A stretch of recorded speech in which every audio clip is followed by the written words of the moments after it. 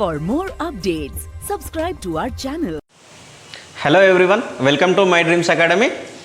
This is a electrical engineering paper, that is ESET 2020 from Telangana.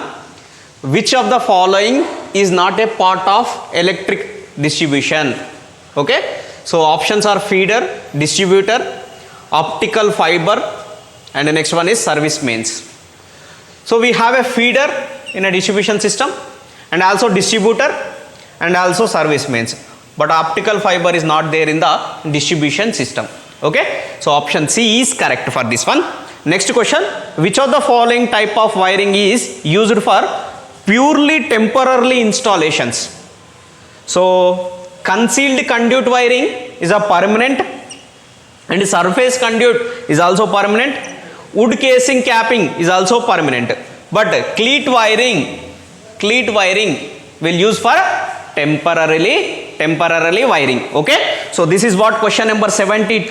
Now we are going to see question number 73, distribution transformer.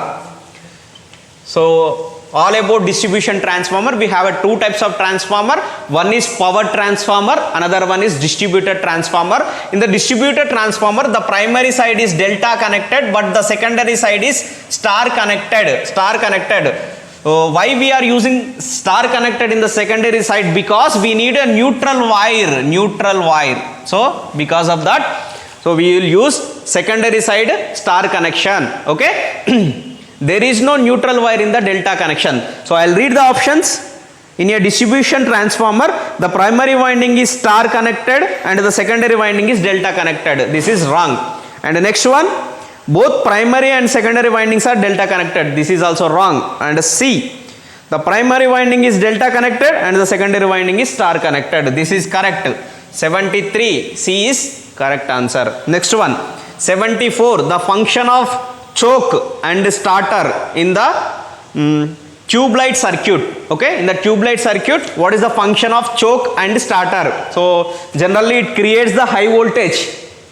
It creates high voltage at starting condition. So I'll read the options. Option A, create a high voltage across the tube during the starting. This is only correct. So 74 A, option A is correct. It will create the high voltage during the starting. Next, 75 question.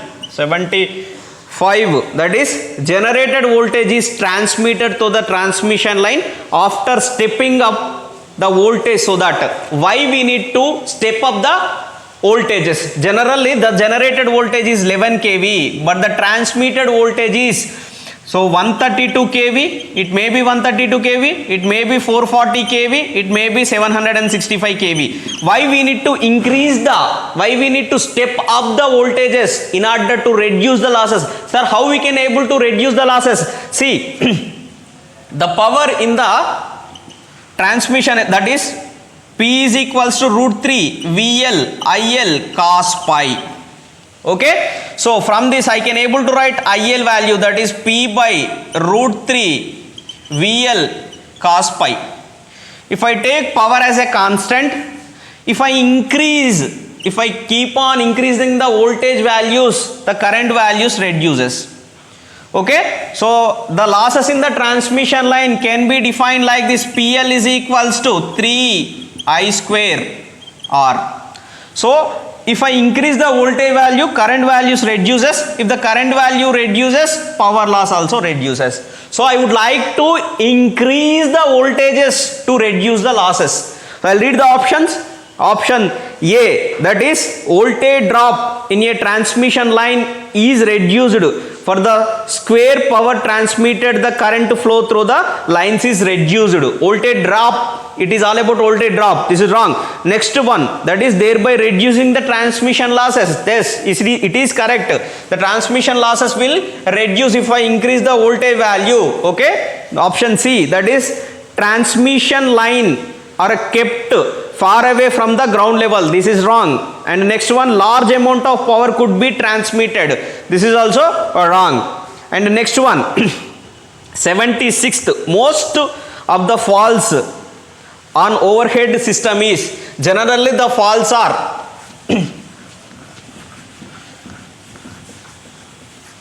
two types, that is open circuit fault and next one is short circuit faults. The open circuit faults are, if we disconnect the conductors like this will become open circuit faults. Now coming to the short circuit faults, the short circuit faults are so symmetrical faults and unsymmetrical faults.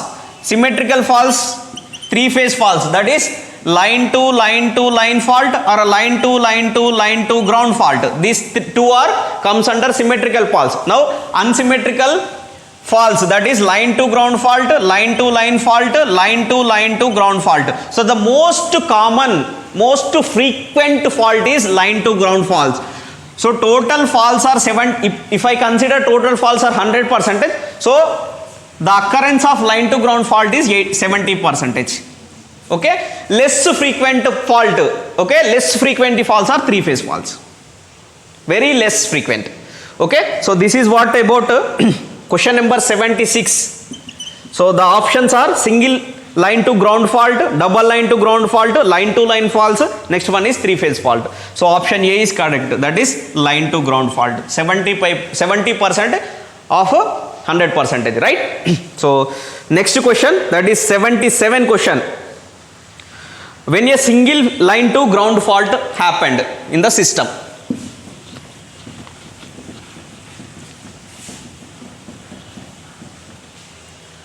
generally this is three phase system, this is phase A, phase B, phase C. So when a single line to ground fault happen, let us consider this is grounded, this is called line to ground fault or a single line to ground fault. Okay, right. A single line to earth fault occurs on an ungrounded neutral system. So there is no grounding. Okay, there is no grounding.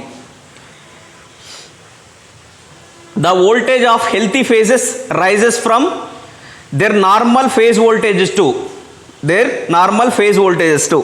So what will happen when a single line to earth fault occurs on an ungrounded neutral system? So the voltages of healthy phases rises to their phase voltage. It will rise this phase voltage to line voltage. So which option is correct? Option B is correct. Option B is correct. Next one, single line to earth fault occur solidly grounded system. If it is grounded with a solidly, then what happened? So the voltage of a C phase, that is VCN, and the voltage of a phase voltage, that is VBN. What happened to the other phases? The other phases does not change.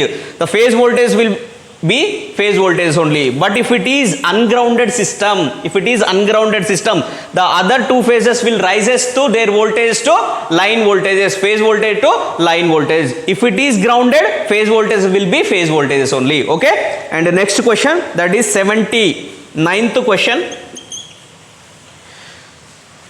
In equipment grounding, the enclosure is connected to. So if you want to ground some equipment, we need to connect that to ground wire.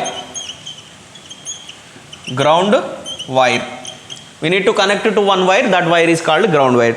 Next question, 80th question. The college laboratories, which type of transformer we will use? Generally we will have a transformers like this, core type transformer, shell type transformer, okay? Star delta, delta star transformers.